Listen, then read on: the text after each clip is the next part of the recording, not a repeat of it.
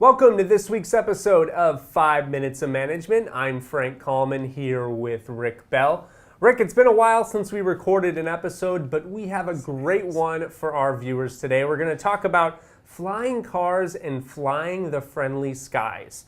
Rick, do you want to learn how to build a self-driving or even a flying car? Well, thanks to a new online course, you can. That's right, boys and girls. On Tuesday, online learning platform Udacity revealed 2 new programs in flying and self-driving cars. As Quartz reported, Intro to Self-Driving Cars aims to teach students the essentials of building a self-driving car over 4 months for 10 hours per week. Meanwhile, the platform's Flying Car program, which will open in early 2018, brings together aerospace professors from MIT, ETH Zurich, and the University of Toronto. Rick, we've seen online education expand in more conventional subjects. Now we're seeing it at the forefront of the future. Rick, what do you think? You want to take an online course in flying cars? Well, you know, Frank, this reminds me of an episode of what our grandpappies recorded in the vaudeville series 5 Minutes of Personnel. You know, it was interesting what they talked about.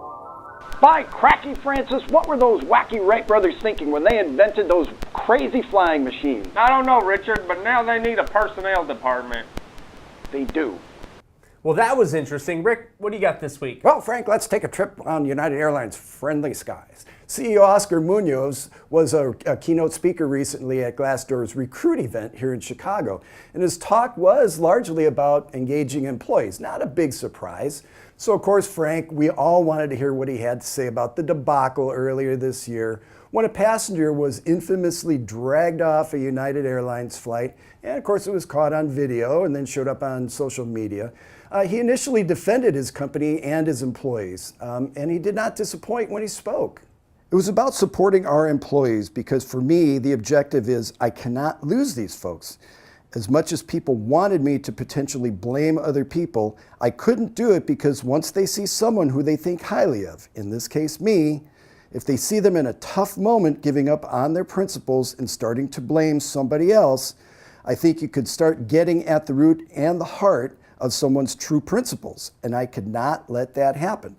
So I had to support our employees despite the intense, massive, ugly scrutiny that we got because of that. It wasn't them.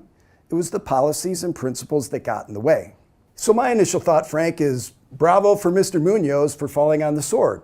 But yeah, you know, I got to give him credit. I think, I don't know if he did the right thing because obviously he got killed in the media, but I think standing up for your employees, I wonder if the reaction would have been a lot worse if he would have just kind of thrown them under the bus in that situation. Here's the CEO who has a history of needing to form better relations with his workers. I think they just had a huge labor dispute a few years prior. He's all of a sudden going to come out and take the other side? I don't know about that. So I give him credit for doing what he did and you know, falling on the sword, and I think United's eventually going to get over it. Well, you know, Frank, and of course it comes down to branding too, and United took a huge hit, and it's still taking a hit for that, and that's not going to go away anytime soon. Sure.